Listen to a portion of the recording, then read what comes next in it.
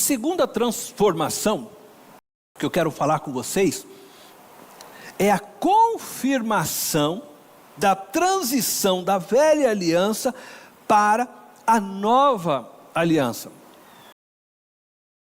Confirmação da transição da velha aliança, uma aliança que havia sido dada para os judeus, até então chamado de povo de Deus, somente este grupo, para uma nova aliança estabelecida por Cristo Jesus, estendida agora a todos os povos, raças, nações e línguas.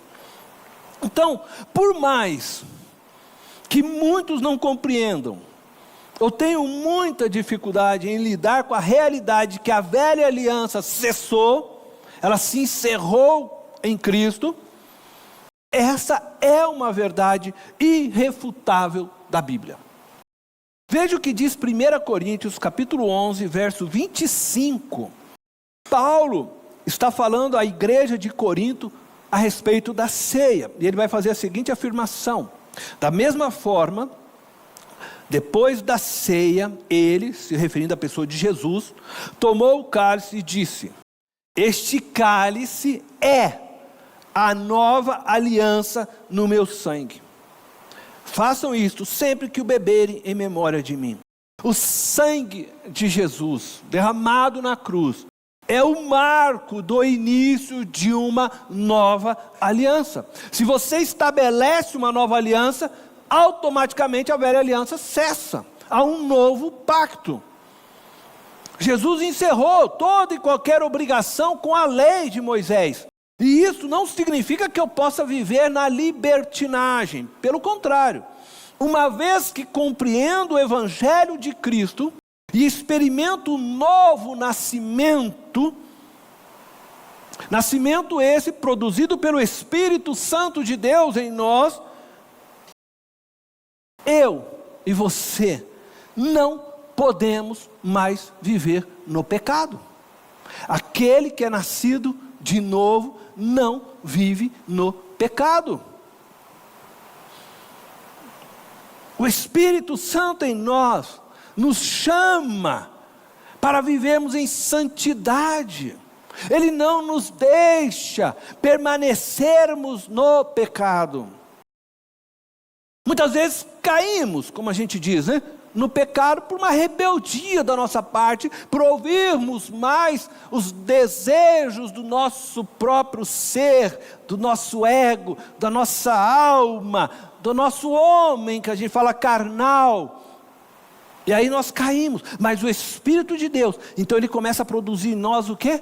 Entristecimento. Você começa a se sentir mal no pecado, aquilo não faz mais parte de você, ao ponto que você então se arrepende, aí você ora, você pede perdão a Deus. A palavra de Deus lá em 1 João 9 diz que Ele é fiel e justo para nos perdoar de todo o nosso pecado, e você retoma a sua jornada de santidade. Mas aquele que é nascido de Deus não consegue mais viver no pecado.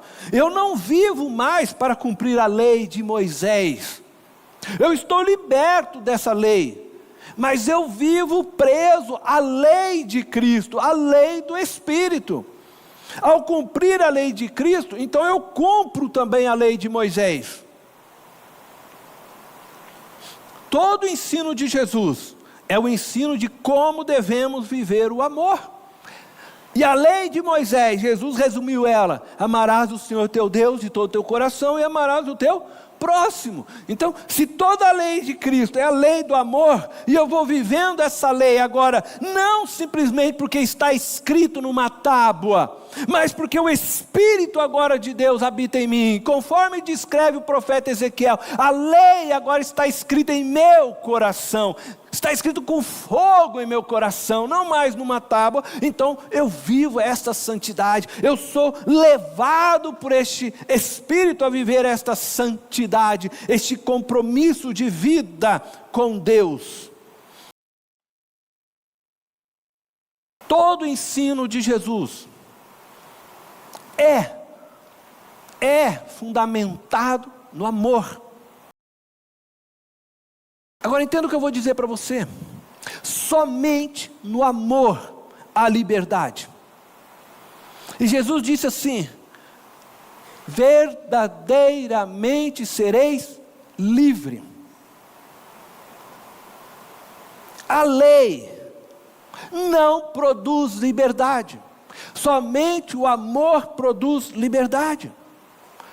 E é por isso que Jesus disse assim: já não vos chamo de servo, porque nós não somos mais por Ele tratados como servos, que tem que viver em obediência a uma lei escrita, mas nós somos tratados agora por Ele como filhos, como alguém que recebeu dele a sua natureza, que foi gerado novamente. Você nasce agora espiritualmente, e agora você leva sobre si o Espírito do próprio Deus. E isso é algo que nós precisamos compreender e entender. Na lei só existe uma relação de obrigação. O servo não pensa, o servo não tem decisão, o servo simplesmente obedece, e se não obedecer é condenado. Mas quando Jesus nos chama para uma relação agora, Ele não nos chama para uma relação servil e senhoril, Ele chama nós para uma relação de filiação, aonde Deus te dá assim a liberdade de você sentar e conversar e dialogar com Ele, de expressar seus sentimentos, assim como Jesus no Getsemane, que Ele chega para o Pai e diz: Pai, se for possível, passa de mim este cálice. Diante a sua angústia, diante a sua dor, um servo não poderia fazer isso, mas um filho pode fazer isso. E aí Ele diz: contudo, faças a tua vontade. E Ele te chama agora para essa relação de filho. Por isso Jesus nos ensina, quando orar, diz: Pai nosso. Olha para Deus como uma relação de pai, não mais simplesmente como um servo. A descida do Espírito Santo, então, sobre todos aqueles que professam Jesus como Senhor, é a confirmação de que o período da nova aliança foi inaugurado com a morte e ressurreição de Cristo. A promessa dada no Antigo Testamento, escrita pelo profeta Ezequiel, por Joel, se cumpriu. O Espírito foi derramado. A lei não está mais nas tábuas, ou escrita nos livros, mas ela está em nossos corações. Uma vez que vivemos no Espírito, e na lei do Espírito, é inaceitável ainda procedermos segundo as obras da carne. O Filho de Deus não pode viver nas obras da carne, porque ele vive na lei do Espírito. Então é inaceitável para um cristão viver no adultério, na fornicação, na prostituição, na imoralidade, na idolatria, na bebedeira, na glutonaria, na fofoca, na difamação de terceiros. É inaceitável que um crente viva na avareza, na soberba, promovendo discórdias, divisões, provocando a ira dos outros, fazendo juízo das pessoas, dando lado à inveja, se vestindo indecentemente, falando palavrões e coisas outras que não provêm do Espírito de Deus.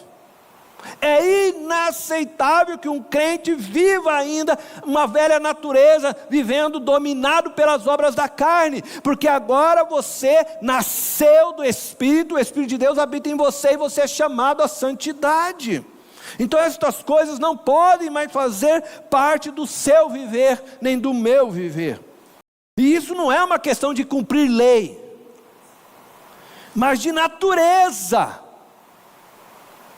Os filhos do diabo procedem com as coisas do diabo. Os filhos de Deus procedem da natureza de Deus. E precisam manifestar a natureza do Pai. Se somos filhos de Deus, somos chamados então à manifestação das obras do Espírito Santo, e não mais da carne.